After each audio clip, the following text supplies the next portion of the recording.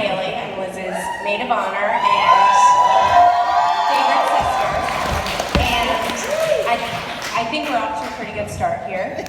My dad has always talked about his wedding with my mom and always mentioned that the best thing about the entire thing was that before anyone sat down, the entire party was up and dancing. And I'd just like to give a shout out to everyone for repeating that. I would like to thank everybody for coming here on behalf of Liz and Phil. I know that they're so happy to see everybody's faces. It means so much to them to have everyone here. I'd like to thank Mr. and Mrs. Hastings for a beautiful evening last night. It was wonderful rehearsal dinner. It was really great. I've had a lot of time to prepare for this speech. I've been very nervous about it.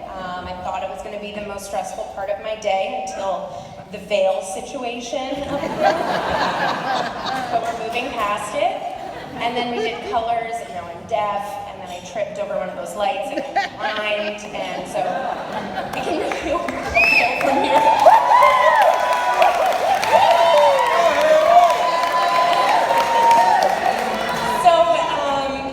Not many of you have been around from the beginning, but a lot of you here have. And for those who have, you may know that as you look back, I tend to reflect on my childhood that Liz sometimes wasn't the most friendly to me as a little girl. But as I mentioned, I've had a lot of time to prepare for this speech, and in that I've done a lot of reflecting in which I come to bear witness to all 220 of you that I was a very annoying little sister. And a lot of those reactions were provoked from me stealing her clothes, going through her things, listening to her phone calls. It was pretty bad. So I started thinking about why I was doing those things, and it really had a lot to do with the fact that I wanted to be exactly like Liz my entire childhood.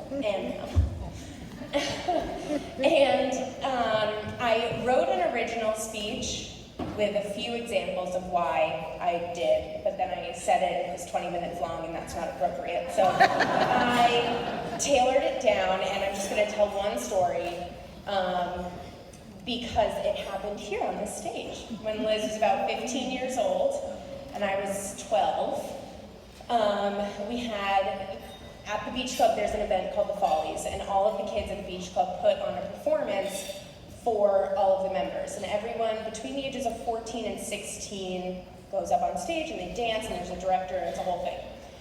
So it was around the time that Moulin Rouge was really popular, and there was a can-can number. And Liz, having legs for miles, as many of you know, was front and center during the whole performance. And they had these dresses with black skirts and hot pink underneath. And they're up on stage, and they're high kicking and flailing around, and something weird was happening with Liz. And it was it's a black tie dinner in front of 250 adults. Liz is 15, and she starts grabbing at the back of her skirt in a weird way.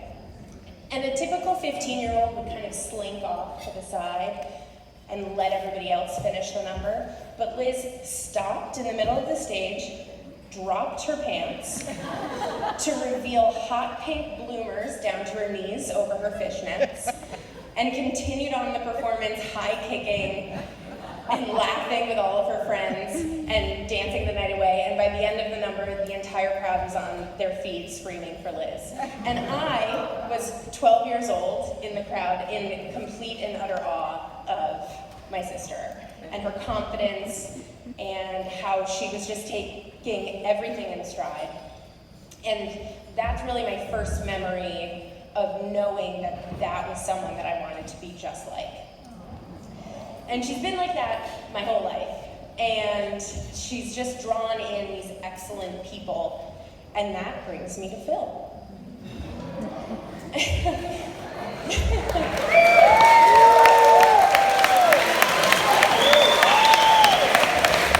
first time that I met Phil, he walked into our house with walked straight up to my mother and gave her a huge hug with a bouquet of flowers that he bought at Stop and Shop. And within minutes, he He was playing games with Henry. He was chatting up my mother like I have never seen anybody chat her up before. And he had established nicknames for every person in my family, most of which have stuck to this day. And I just couldn't, he fell into our family so seamlessly, and it was like he had always been there. And the life that the two of you have created is so wonderful. You've taught me the value of surrounding yourselves with people who bring you joy. And I see it in all of your friendships with all of your friends, and all of the people that you guys surround yourselves with. And it's so wonderful. And you guys have this giant mob of crazy people that are always with you, causing a ruckus no matter where you go. But you have a lot of fun. So I know that to wrap it up, typically you give some sort of one-liner, word of wisdom to make an everlasting marriage, but I don't have one of those. And Liz, you've always been my role model. And witnessing your marriage today, I just know that that's going to continue. So I'd like to raise a glass, I don't have one, to Liz and Phil, and to watching their future unfold